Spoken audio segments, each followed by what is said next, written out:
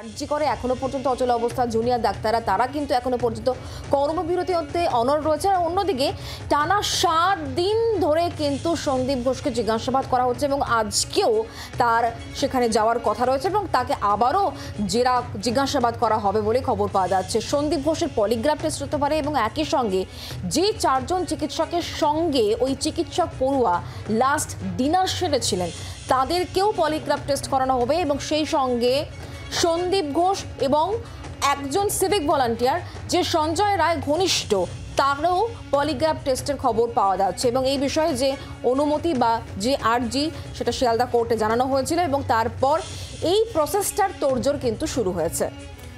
একেবারেই শুক্লা, আমরা আরও ডিটেলসে জানবো। আমরা কথা বলবো আমাদের প্রতিনিধি পিয়ালি মিত্র রয়েছেন আমাদের সঙ্গে। পিয়ালি, টানা 7 দিন ধরে প্রায় ম্যারাথন জিজ্ঞাসাবাদ চলেছে আরজি করে প্রাক্তন অধ্যক্ষ সন্দীপ ঘোষের এবং তারপর সিবিআইয়ের তরফ থেকে তার পলিগ্রাফ টেস্টের আরজি। একেবারে দেখো, গতকালকে শিয়ালদা কোর্টে সিবিআই তরফ থেকে এসিজেএম আদালতে তারা আবেদন জানিয়েছিল সন্দীপ ঘোষ আরজিকর হাসপাতালের যিনি প্রাক্তন অধ্যক্ষ, এছাড়া আরো 5 জন, একজন সিভিক ভলেন্টিয়ার যার সঙ্গে শেষবার এই সঞ্জয় ঘটনা ঘটানোর আগে ছিল এবং 4 জন ডাক্তার যারা ওই ছাত্রীর সঙ্গে সেই রাত্রিবেলা ডিনার করেছিল, প্রায় ঘন্টা দেড়েক তারা ওই ছাত্রীর সঙ্গে ছিল। এই 6 জনের পলিগ্রাফ টেস্ট করার জন্য গতকালকে এসিজেএম আদালতে সিবিআই তরফ থেকে আবেদন জানানো হয়েছিল।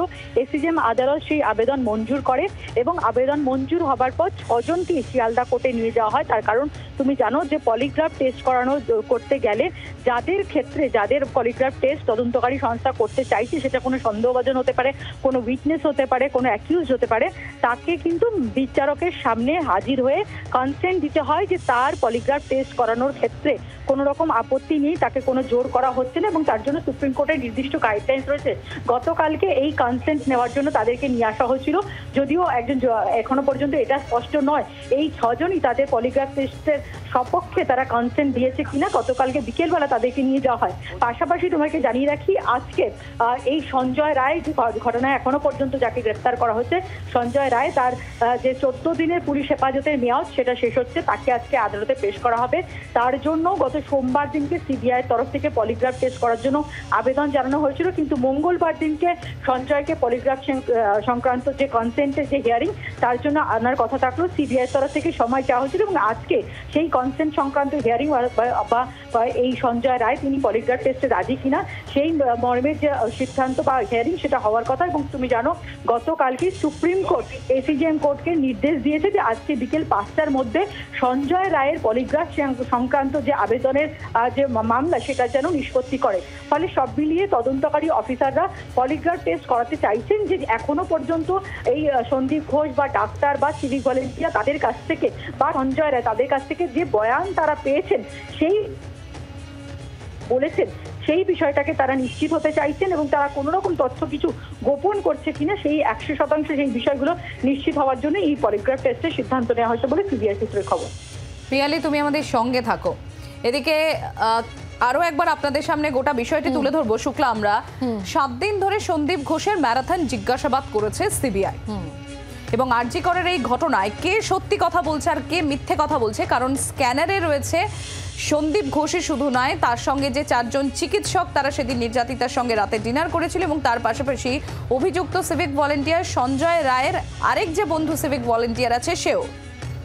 একদমই তাই। এবার সেই জায়গা থেকে কিন্তু গোটা ঘটনা আরও খতিয়ে দেখার চেষ্টা করা হচ্ছে সিবিআই তরফ থেকে। কে মিথ্যে বলছে কে সত্যি বলছে সবটাই কিন্তু দেখার চেষ্টা করা হচ্ছে এবং তার জন্য পলিগ্রাফ টেস্টটা জরুরি এমনটাই মনে করা হচ্ছে এবং সেই কারণেই কিন্তু সঞ্জয় রায়, সন্দীপ ঘোষ এবং সঞ্জয় রায় ঘনিষ্ঠ একজন সিভিক ভলান্টিয়ার ছাড়াও আরও 4 জন ডাক্তার তারা রয়েছেন রাডারে এবং এদের প্রত্যেকেরই পলিগ্রাফ টেস্ট করানো হবে বলেই খবর। এই বিষয় নিয়ে আমাদেরকে আরও জানাচ্ছেন পিয়ালি, এই মুহূর্তে আমাদের সঙ্গে রয়েছে। পিয়ালি, তাহলে কি এই পলিগ্রাফ টেস্টের মাধ্যমেই পুরো এই গোটা ঘটনার জট খুলতে পারে বলে মনে করা হচ্ছে? দেখো, ইতিমধ্যেই তারা দফায় দফায় জিজ্ঞাসাবাদ করেছেন এবং তুমি জানো সন্দীপ ঘোষকে 7 দিন ধরে জিজ্ঞাসাবাদ করা হয় এবং সেই জায়গা থেকে যে বয়ান তাদের বক্তব্যে উঠে এসছে সেই বয়ান তারা যেটা দিয়েছেন সেই জায়গা থেকে কোথাও কোথাও কিছু জায়গায় তদন্তকারী অফিসারদের মনে হয়েছে যে কিছু জায়গায় একটু অসঙ্গতি রয়েছে, সেই কারণে তারা পুরোপুরি গোটা ঘটনাটা নিয়ে এদেরকে আবারও মানে নিশ্চিত হওয়ার জন্য পলিগ্রাফ টেস্ট করাতে চাইছে। কিন্তু এক্ষেত্রে একটা গুরুত্বপূর্ণ বিষয়, সেটা হচ্ছে গতকালকে এদের যখন পলিগ্রাফ টেস্টের জন্য আবেদন করা হয় তখন কিন্তু তাদেরকে উইটনেস হিসেবেই উল্লেখ করা হয়েছে। অর্থাৎ একটা জিনিস বোঝা যাচ্ছে যে সিবিআই এখনো পর্যন্ত এই ঘটনায় বা সিবিআইয়ের কাছে যে রিপোর্টগুলো পৌঁছেছে, ফরেন্সিক রিপোর্ট বা সেই সমস্ত কিছু থেকে মূল যে ঘটনা, সেই মূল ঘটনা খুন এবং ধর্ষণের যে ঘটনা, সেটাই এখনো পর্যন্ত সঞ্জয় ছাড়া অন্য কারোর ইনভলভমেন্টের যে প্রমাণ সেটা পায়নি। ফলে সেই জায়গা থেকে সঞ্জয় এখনো পর্যন্ত এই ঘটনায় আছে একা, তারা সেটা মনে করছেন এবং ধর্ষণ করে খুনের ঘটনা বলে তারা মনে করছেন। কিন্তু সম্পূর্ণভাবে এই বিষয়টা নিশ্চিত হওয়া অন্য কারোর কোনো রকম কনস্পিরেসি বা এভিডেন্স লোপাট বা এই যে এত পরে যে পরিবারকে সুইসাইড বলে জানালো, এই সমস্ত বিষয়গুলো নিয়ে যে জায়গা থেকে এখনো পর্যন্ত বেশ কিছু জায়গায় প্রশ্ন রয়ে গেছে, সেই জায়গাগুলো কিন্তু পুরোপুরি নিশ্চিত হওয়ার জন্য তারা পলিগ্রাফ টেস্ট করাতে চাইছেন। ধন্যবাদ পিয়ালি। বাংলার আওয়াজ, বাঙালির আবেগ, জি 24 ঘন্টা।